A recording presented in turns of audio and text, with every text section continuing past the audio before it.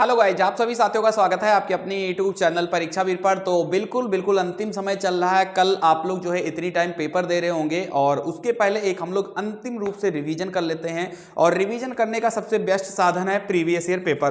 तो previous year में जितने भी इंपॉर्टेंट प्रश्न आए हैं उनको हम लोग लेकर आए हैं और सीडीपी के प्रश्न हम लोग सॉल्व करने वाले हैं। तो अगर आपका पेपर 1 है या पेपर 2 है, आप सभी लोगों के लिए आज की क्लास बहुत ज्यादा इंपॉर्टेंट होने वाली है। तो आप लोग इस क्लास को करिए। अगर आपको किसी भी क्वेश्चन का आंसर पता है तो आप लोग कमेंट जरूर करिएगा उस क्वेश्चन के आंसर को, ठीक है। तो सबसे पहले हम लोग स्टार्ट करते हैं यहां पर। लेकिन अगर आप चैनल पर नए हैं और आप सीटेट से जुड़ी सारी इंफॉर्मेशन चाहते हैं, सीटेट से जुड़ी हुई सारी क्लासेस चाहते हैं, कल जब आप पेपर देकर आएंगे तो आपको आंसर शीट भी इस चैनल पर प्रोवाइड कराई जाएगी। तो चैनल को आप जरूर सब्सक्राइब कर लीजिए। और सीडीपी की अगर आपको मेरी थ्योरी वाली क्लास देखनी है, क्विक रिवीजन अगर आपको करना है, तो डिस्क्रिप्शन बॉक्स में आपको सीडीपी की प्लेलिस्ट मिल जाएगी। वहां से जाकर आप पूरी क्लासेस फटाक से देख सकते हैं। तो वहीं से सारे क्वेश्चन फंस जाएंगे आपके, ठीक है। और ऐसे ही जिनका ईबीएस है, यानी पेपर 1 वालों का ईबीएस अगर देखना है तो आप ईबीएस की भी मेरी क्लास देख सकते हैं। सब कुछ आपको डिस्क्रिप्शन बॉक्स में देखने को मिल जाएगा। तो चलिए स्टार्ट करते हैं वीडियो को। सबसे पहला क्वेश्चन आपके स्क्रीन पर आ चुका है, इसको हम लोग देख लेते हैं। क्या है क्वेश्चन? लिखा है कि बाल्यावस्था की अवधि में विकास धीमी गति से होता है एवं उसे मापा नहीं जा सकता है, बहुस्तरीय और मिश्रित होता है, में केवल परिणात्मक परिवर्तन होते हैं या फिर अनियमित और असंबद्ध होते हैं। बहुत बढ़िया, सभी लोग जो है इसका आंसर टाइप करेंगे जितने भी साथी हमारे देख रहे हैं। बिल्कुल, तो ऑप्शन नंबर दूसरा जिन्होंने भी टिक किया है वो लोगों का आंसर जो है बिल्कुल करेक्ट हो जाएगा यहां पर, जिन्होंने भी ऑप्शन नंबर सेकंड बताया है। चलिए थोड़ा सा मेरा जो है यहाँ पर आ जाए। बिल्कुल, चलिए तो इसका ऑप्शन नंबर 2 सही होगा, क्योंकि बाल्यावस्था के अवधि में जो विकास होता है वो बहुस्तरीय होता है और मिश्रित होता है।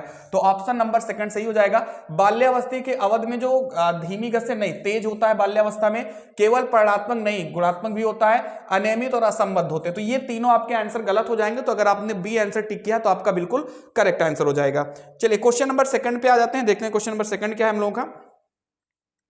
ये देखिए, निकटस्थ विकास का क्षेत्र क्या है। निकटस्थ विकास के क्षेत्र की अगर हम बात करें तो जेडपीडी के बारे में, जोन ऑफ प्रॉक्सिमल डेवलपमेंट के बारे में वाइगोत्स्की साहब ने कहा है। तो अगर ये भी एग्जाम में प्रश्न आ जाए कि इसके सिद्धांत को किसने दिया था, तो वाइगोत्स्की साहब ने इस सिद्धांत को दिया था। आपको ये बताना है कि निकटस्थ विकास का क्षेत्र क्या है। बच्चों के वर्तमान स्तर पर स्वतंत्र प्रदर्शन और वयस्क व अधिक कौशल वाले समकक्षियों की सहायता से बच्चे द्वारा उपार्जित किए जाने वाले प्रदर्शन के मध्य का क्षेत्र है, या फिर विभिन्न प्रकार के कार्य। इसको ध्यान से पढ़िएगा, बहुत बड़ा ऑप्शन है इसका, ठीक है। तो पढ़ लीजिए, फिर मैं इसका आंसर बता देता हूं आपको। ठीक है, तो ऑप्शन नंबर ए इसका बिल्कुल करेक्ट आंसर हो जाएगा। 2021 में ये जो है क्वेश्चन पूछा गया था एग्जाम में। तो निकटस्थ विकास का क्षेत्र सबसे पहले पूछा जाएगा किसने दिया था इस सिद्धांत को, तो आपके वाइगोत्स्की साहब हो जाएंगे। और निकटस्थ विकास का क्षेत्र क्या होता है, यानी उसकी परिभाषा क्या होती है, तो बच्चों के वर्तमान स्तर पर स्वतंत्र प्रदर्शन और वयस्क व अधिक कौशल वाले समकक्षियों की सहायता से बच्चे द्वारा उपार्जित किए जाने वाले प्रदर्शन के मध्य का क्षेत्र होता है, ठीक है। चलिए क्वेश्चन नंबर थर्ड पे आते हैं। जो क्वेश्चन नहीं समझ में आता है उसका स्क्रीनशॉट लीजिए, क्योंकि सीटेट में क्वेश्चन रिपीट हो जाते हैं तो आपके एग्जाम के लिए बहुत इंपॉर्टेंट है। क्वेश्चन नंबर तीसरा आपके स्क्रीन पर आ चुका है कि जीन पियाजे के अनुसार, थोड़ा नीचे कर देते हैं, जीन पियाजे के अनुसार बच्चे अमूर्त संक्रियात्मक अवस्था में परिकल्पित निगमनात्मक तर्क और प्रतिज्ञप्ति चिंतन करने में समर्थ हैं, केंद्रीकरण और अनुत्क्रमणीय सोच से आबद्ध है, संरक्षण वर्गीकरण व श्रेणीबद्धता करने में सक्षम नहीं है, या फिर प्रतीकात्मक और सांकेतिक खेलों में भाग लेना प्रारंभ करते हैं। बताइए क्वेश्चन नंबर तीसरे का आंसर बताइए सभी लोग।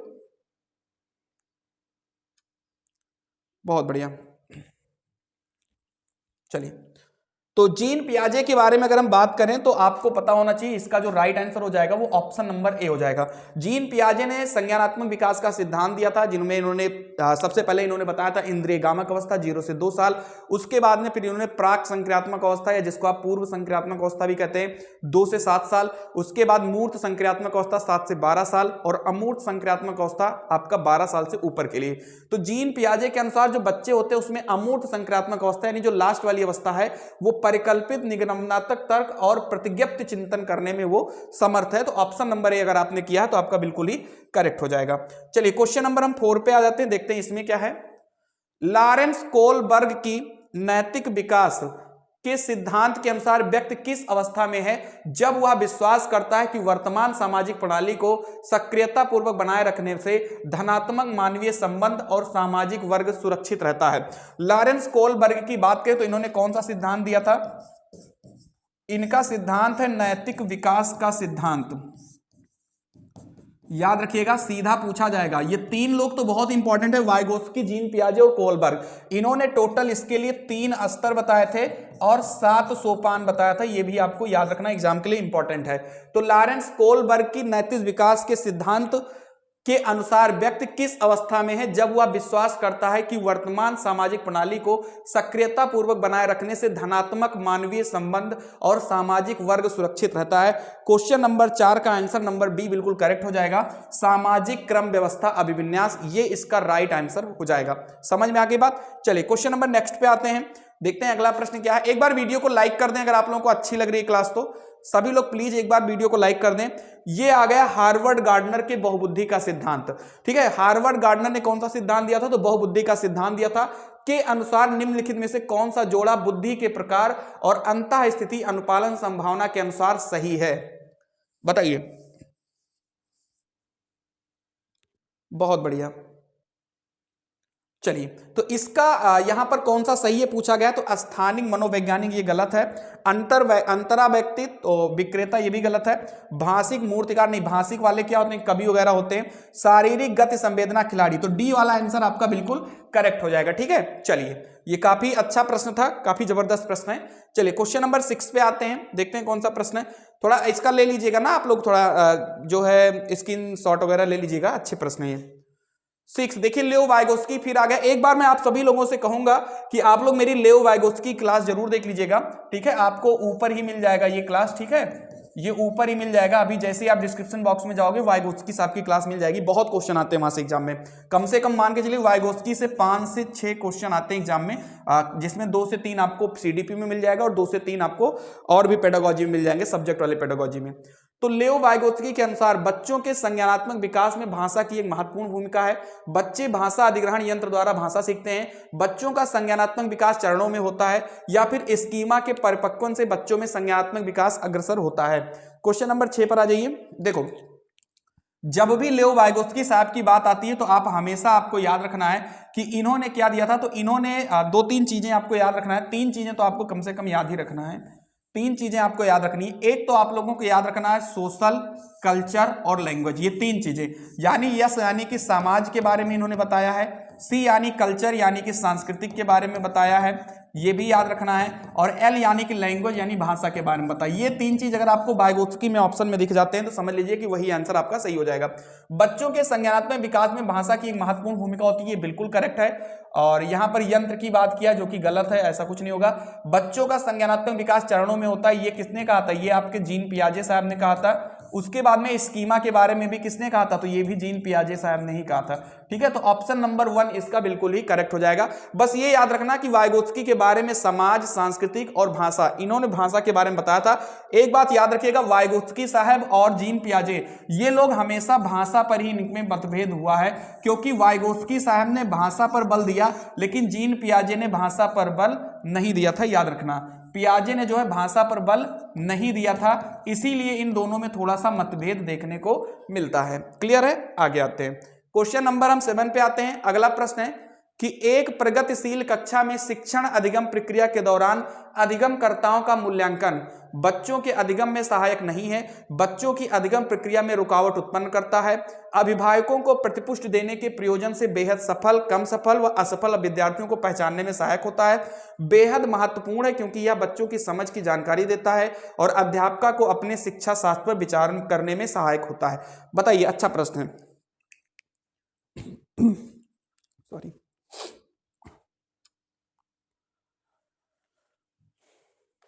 चलिए, तो आप लोगों का आंसर आ चुका होगा, ऑप्शन नंबर डी इसका बिल्कुल करेक्ट आंसर हो जाएगा। ठीक है, कि एक प्रगतिशील कक्षा शिक्षण में अधिगम प्रक्रिया के दौरान अधिगमकर्ताओं का मूल्यांकन बेहद महत्वपूर्ण है क्योंकि यह बच्चों की समझ की जानकारी देता है और अध्यापक को अपने शिक्षा शास्त्र पर विचार करने में सहायक होता है। बहुत अच्छा आंसर इसका है और बहुत अच्छा क्वेश्चन भी है। क्वेश्चन नंबर 8 पे आते हैं। कक्षा में सभी लिंगों में जेंडर रूढ़िवादिता कम करने और विकास के विस्तार की संभावनाओं को बढ़ाने के लिए प्रभावशाली पद्धति कौन सी है? बताइए।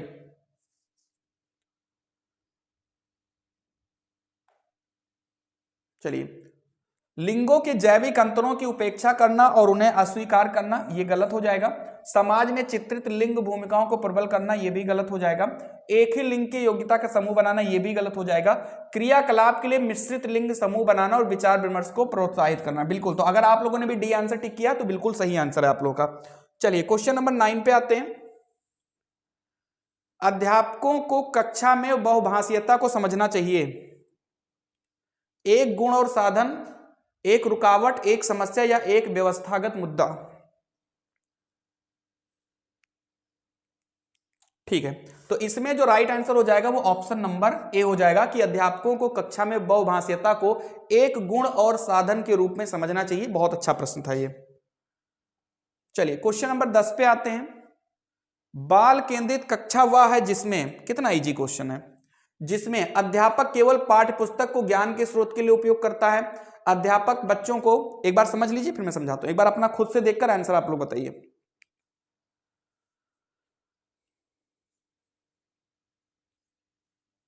चलिए आप लोगों का आंसर आ गया होगा। तो अध्यापक केवल नहीं, बाल केंद्रित में सिर्फ बच्चे ही मेन होते हैं, पाठ्य पुस्तक का कोई रोल उसमें ज्यादा नहीं होता है। अध्यापक बच्चों को उनकी क्षमता के आधार पर वर्गीकृत करता है। बच्चों के व्यवहार को निर्देशित करने के लिए अध्यापक पुरस्कार और दंड का प्रयोग करता है। अध्यापक लचीला और प्रत्येक बच्चे की व्यक्तिगत आवश्यकताओं को पूरा करता है। तो इसका जो राइट आंसर होगा वो ऑप्शन नंबर आपका डी बिल्कुल करेक्ट हो जाएगा। ठीक है, तो अगर आप लोगों ने भी 10वें का आंसर डी बताया है तो आपका बिल्कुल ही करेक्ट आंसर है। चलिए क्वेश्चन नंबर नेक्स्ट पे आ जाते हैं, देखते हैं क्वेश्चन नंबर 11 क्या है। किस मनोवैज्ञानिक के अनुसार बच्चों के संज्ञानात्मक विकास में सांस्कृतिक उपकरण का एक महत्वपूर्ण भूमिका है? क्वेश्चन नंबर 12 पे आ जाइए, सॉरी 11 पे आ जाइए। देखो मैंने अभी अभी आपको एससीएल के बारे में बताया था, जिसमें मैंने कहा था सोशल यानी समाज, सी यानी कल्चर यानी सांस्कृतिक, और एल यानी कि लैंग्वेज यानी भाषा। ये तीन चीज आपको दिख जाए तो समझ जाओ कि ये कहीं ना कहीं वाइगोत्स्की से रिलेट करता है। इन्होंने सांस्कृतिक उपकरण की बात की है तो आंसर आपका ए हो जाएगा, यानी लेव वाइगोत्स्की। ठीक है, बिल्कुल करेक्ट आंसर हो जाएगा। ठीक है, एक बार वीडियो जरूर लाइक करें आप लोग अगर समझ में आ रहा है चीजें आपको तो। ठीक है, चलिए क्वेश्चन नंबर 12 पे आते हैं। आंशिक दृष्टि वाले विद्यार्थियों के लिए निम्नलिखित में से कौन सी अधिगम सामग्री उपयुक्त नहीं है?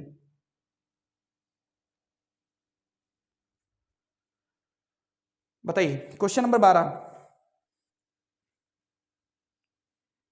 देखिए आंशिक दृष्टि वाले विद्यार्थियों के लिए निम्नलिखित में से कौन सी अधिगम सामग्री उपयुक्त नहीं है? आपसे उपयुक्त नहीं पूछा गया है, तो बड़े आकार में मुद्रित पुस्तकें सही है, क्योंकि भाई अगर कोई बच्चा देखने में थोड़ा असमर्थ है तो उसको बड़ी मुद्रित वाली चीजें रखोगे तो आसानी देख लेगा।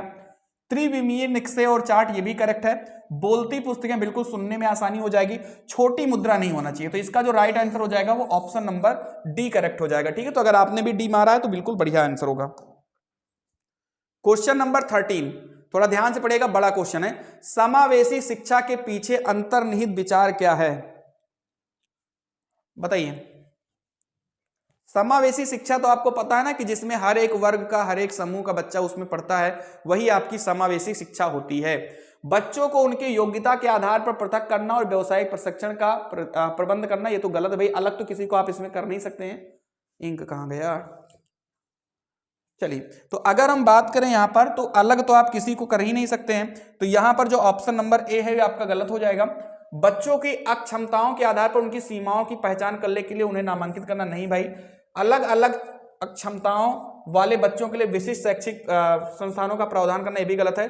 दार्शनिकता की सभी बच्चों को नियमित विद्यालय में समान शिक्षा पाने का अधिकार है। तो समावेशी शिक्षा मतलब यही होता है कि सभी वर्ग के लोगों को आप एक साथ रखेंगे, तो ऑप्शन नंबर डी आपका बिल्कुल करेक्ट हो जाएगा। चलिए क्वेश्चन नंबर 14 पे आते हैं। प्रतिभाशाली और सृजनात्मक बच्चों की आवश्यकताओं को किस प्रकार संबोधित किया जा सकता है? बताइए, अच्छा प्रश्न है।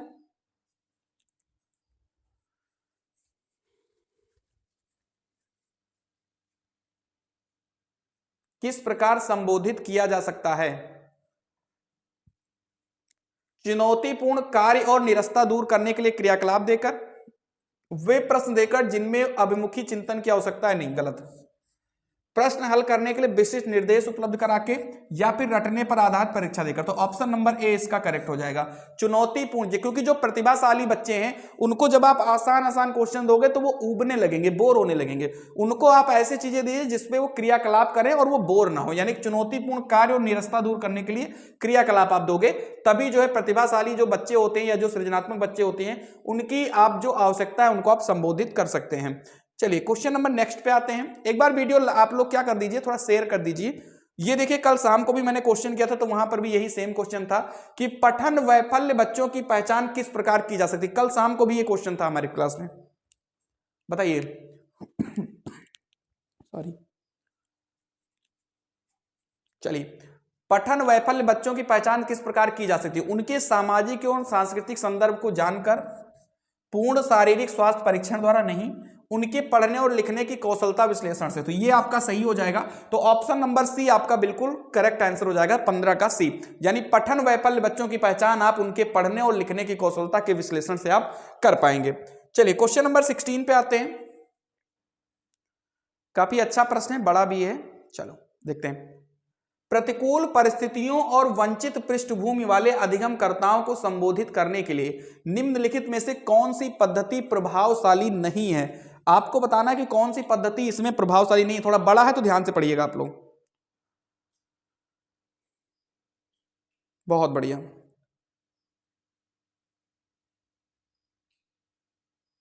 थोड़ा बड़ा क्वेश्चन है तो ध्यान से इस क्वेश्चन को पढ़िएगा सभी लोग।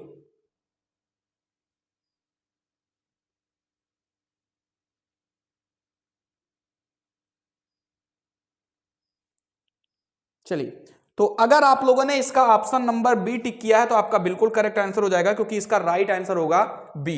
क्योंकि इन्होंने कहा कि प्रतिकूल परिस्थितियों और वंचित पृष्ठभूमि वाले अधिगमकर्ताओं को संबोधित करने के लिए निम्नलिखित में से कौन सी पद्धति प्रभावशाली नहीं है। तो अधिगमकर्ताओं को विद्यालय के बाहर ट्यूशन पढ़ने के लिए कहना, तो भाई अब कोई बच्चा तुम्हारे पढ़ने आ रहा है उससे थोड़ी कहोगे कि तुम कमजोर हो जाओ बाहर ट्यूशन लगवा लो। तो ये आपका बिल्कुल गलत है, इसमें कुछ समझाने की और समझने की जरूरत ज्यादा है नहीं इस क्वेश्चन में।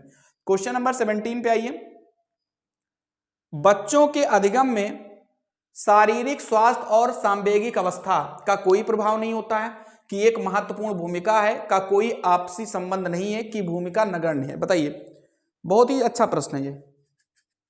तो इसमें हम ज्यादा टाइम भी नहीं लेंगे क्योंकि आपका भी आंसर आ गया होगा। तो भैया बच्चों के अधिगम में शारीरिक स्वास्थ्य और सांवेगिक अवस्था की एक महत्वपूर्ण भूमिका है, तो ऑप्शन नंबर बी बिल्कुल करेक्ट आंसर हो जाएगा। क्वेश्चन नंबर 18 पे आते हैं। काफी अच्छा प्रश्न है ये। 18 पर आते हैं। थोड़ा बड़ा क्वेश्चन है तो इसको छोटा कर लेने। यहाँ आ गया, फिट हो गया, कोई बात नहीं। चलिए, कक्षा में अर्थपूर्ण अधिगम को प्रोत्साहित करने के लिए अध्यापका को विद्यार्थियों की सहायता करनी चाहिए कि वे अपने मनोभावों और अभिप्रेरणों को सुव्यवस्थित कर पाएं। पढ़िए इसको, फिर मैं आंसर बताता हूं। पढ़ के आप लोग खुद आंसर दीजिए। पहले कमेंट जरूर किया करिए आप लोग, ठीक है, लापरवाही ना किया करिए। चलिए देखते हैं इसको, आप लोगों ने कर लिया होगा। तो विद्यार्थियों की सहायता करनी चाहिए कि वे अपने मनोभावों और अभिप्रेरणों की सुव्यवस्थित कर पाए, बिल्कुल सही है। विद्यार्थियों को उनके प्रदर्शन के आधार पर वर्गीकृत और नामांकित करके उनकी योग्यता नहीं, योग्यता आधारित समूह आप कभी बना ही नहीं सकते हैं, ठीक है। विद्यार्थियों में संवाद और परिचर्चा को प्रोत्साहित करना चाहिए। कक्षा में विविधता की उपेक्षा करके शिक्षण की मानक विधि को अपनाया जाना चाहिए। तो केवल ए और पहला और तीसरा सही, यानी ऑप्शन नंबर ए इसका बिल्कुल करेक्ट आंसर हो जाएगा। क्लियर है। चलिए क्वेश्चन नंबर 19 पे आ जाते हैं। देखते हैं 19 क्या है हम लोगों के पास में। ये देखिए बड़ा अच्छा प्रश्न है कि अधिगम एक ... और ... प्रक्रिया है। बताइए क्वेश्चन नंबर 19 का आंसर दीजिए। बहुत बढ़िया। तो अधिगम एक जटिल और सक्रिय प्रक्रिया है। तो अगर आपने ऑप्शन नंबर 1 दिया है तो बिल्कुल करेक्ट है, नहीं तो आप स्क्रीनशॉट ले लीजिए, क्योंकि हो सकता है कि ये क्वेश्चन आपको कल एग्जाम में रिपीटेड मिल जाए, क्योंकि अच्छा प्रश्न है। क्वेश्चन नंबर 20 बताइए आप लोग। अपनी कक्षा में अर्थपूर्ण अधिगम को सुसाध्य बनाने के लिए अध्यापका को अपनी कक्षा में सामाजिक, सांस्कृतिक, धार्मिक, भाषीय विविधता को क्या करना चाहिए? टालना चाहिए, उपेक्षित करना चाहिए, समझना चाहिए या फिर अनदेखा करना चाहिए। ये भी बहुत इजी क्वेश्चन है, इजी भी है, इंपॉर्टेंट भी है। अपनी कक्षा में अर्थपूर्ण अधिगम को सुसाध्य बनाने के लिए अध्यापका को अपनी कक्षा में सामाजिक, सांस्कृतिक, धार्मिक, भाषाई विविधता को क्या करना चाहिए? समझना चाहिए। भाई टाल नहीं सकते हो, जितनी ज्यादा विविधता होगी क्लास में उतनी ज्यादा आप चीजों को और अच्छे से बच्चों को समझा पाओगे, ठीक है, और बच्चों को सिखा पाओगे सभी से, ठीक है। चलिए क्वेश्चन नंबर 21 पे आते हैं। कक्षा में प्रभावशाली अधिगम के लिए डॉट डॉट वातावरण की रचना करनी चाहिए बजाय वातावरण के। बताइए, इसमें फिल करना है दोनों।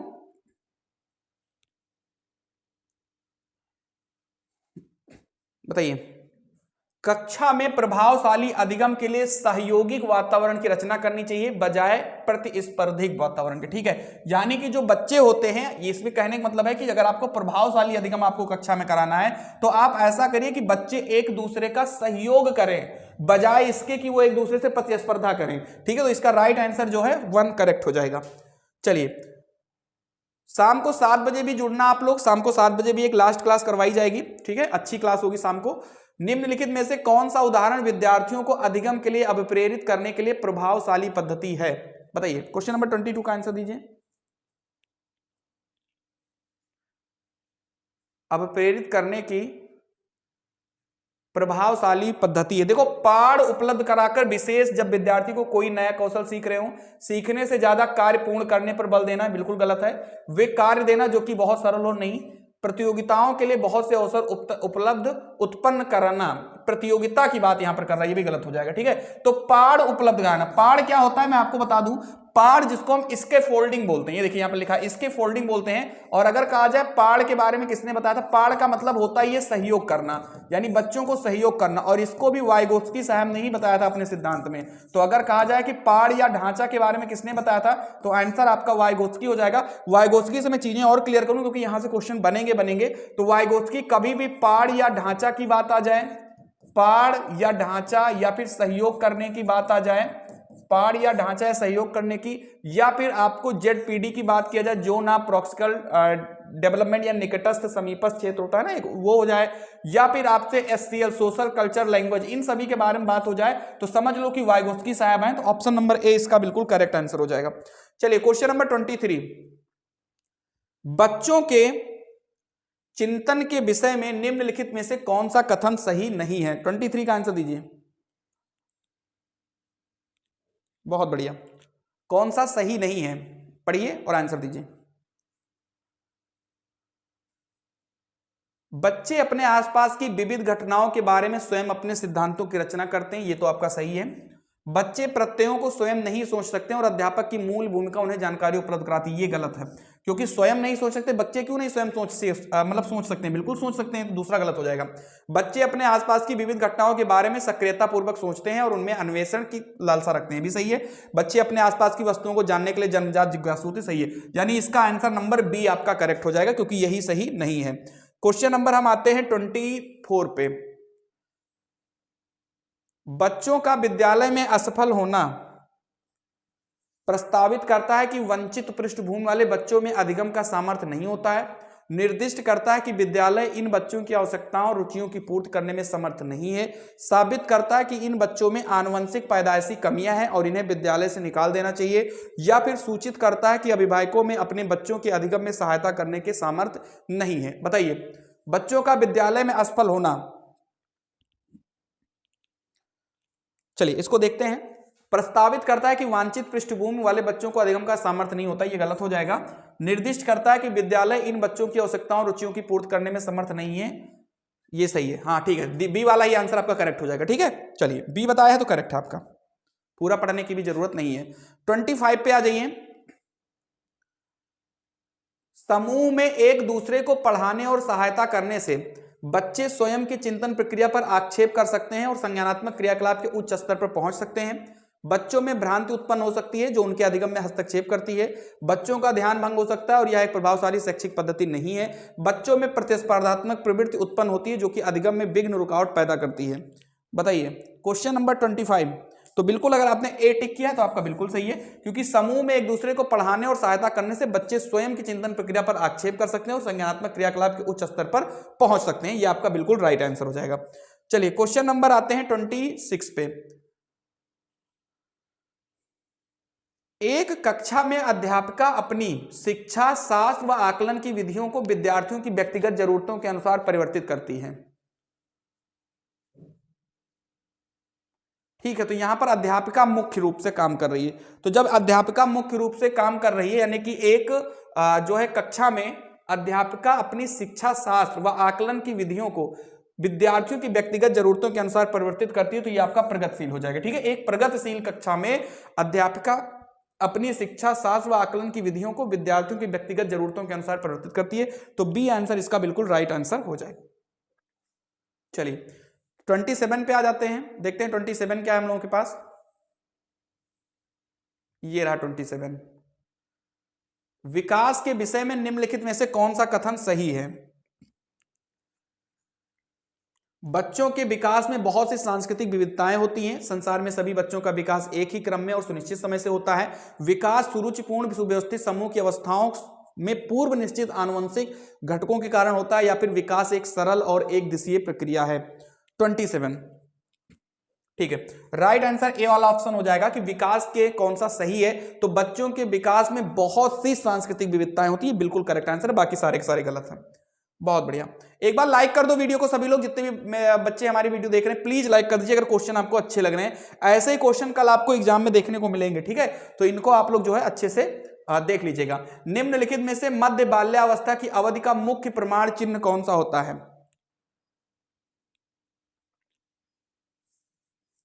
मध्य बाल्यावस्था की अवधि का मुख्य प्रमाण चिन्ह कौन सा होता है? प्रतीकात्मक खेल का उभरना, तर्क संगत विचारों का विकास जो कि प्राकृतिक रूप से मूर्त है, यही आपका करेक्ट हो जाएगा। आप लोगों ने भी अगर बी बताया तो बिल्कुल आपका करेक्ट आंसर हो जाएगा। चलिए 29 पे आते हैं, देखते हैं 29 क्या है। बच्चों के सामाजिकरण में विद्यालय की कोई भूमिका नहीं है, कि बहुत कम भूमिका है, प्राथमिक कारक है, द्वितीय कारक है?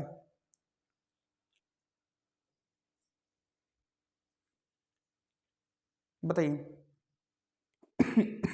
सॉरी, तो बिल्कुल बच्चों का सामाजिकरण में जो विद्यालय है ये आपका द्वितीय कारक होता है। ठीक है भाई, कोई भूमिका नहीं है, बहुत कम भूमिका है तो गलत है, प्राथमिक कारक नहीं द्वितीय कारक हो जाएगा। 30 पे आ जाते हैं, देखते हैं 30 नंबर क्वेश्चन क्या है। ऐसे क्वेश्चन रिपीट होते हैं तो इनका स्क्रीनशॉट आप जरूर लीजिए। और ये रहा आज का लास्ट क्वेश्चन, बाकी शाम को हम लोग 7 बजे मिलेंगे। और एक चीज मैं आपको बता दूं, जितने भी मेरे प्यारे साथी देख रहे हैं, आपको अगर मेरी सीडीपी की मतलब फ्री वाली क्लास देखनी है, मतलब बिल्कुल फ्री क्लास, मतलब मैंने पेड तो कभी कराई नहीं, तो आपको नीचे डिस्क्रिप्शन बॉक्स में आपको लिंक मिल जाएगी। ठीक है, सीडीपी की प्लेलिस्ट पूरा जाके आप थ्योरी वाली क्लास आप देख लीजिए। और अगर आपका फर्स्ट पेपर है, पेपर 1 है, तो आप मेरी ईवीएस की प्लेलिस्ट देख लीजिए। अगर ईवीएस की प्लेलिस्ट देख लेंगे तो 30 आउट ऑफ 30 आपका कहीं नहीं गया। और अगर सीडीपी की प्लेलिस्ट देख लेंगे तो 30 आउट ऑफ 30 आपका कहीं नहीं गया। बहुत अच्छे से, बहुत सिंपल लैंग्वेज में मैंने वहां पे चीजें पढ़ाई हैं आपको। निम्नलिखित में से किस मनोवैज्ञानिक ने प्रस्तावित किया है कि बच्चों का चिंतन गुणात्मक रूप से वयस्कों की अपेक्षा अलग होता है? चलिए, तो ऑप्शन नंबर ए जीन पियाजे आपका बिल्कुल राइट आंसर हो जाएगा। ठीक है, तो ये रहे आज के कुछ इंपॉर्टेंट प्रश्न। उम्मीद करता हूं वीडियो आपको अच्छी लगी होगी। बाकी सभी साथियों को शाम को 7 बजे जुड़ना है। बाकी सभी लोगों को सीटेट एग्जाम के लिए अग्रिम शुभकामनाएं। सभी लोग आराम से जाइए, पेपर को फोड़ के आइए। उसके बाद जब आपका पेपर हो जाएगा तब हम लोग बात करेंगे कि आपका पेपर कैसे हुआ। ठीक है, कल आपको आंसर शीट सबसे पहले इस चैनल पर आपको दे दी जाएगी, तो आप लोग इस चैनल को जरूर सब्सक्राइब करें। जय हिंद, जय भारत।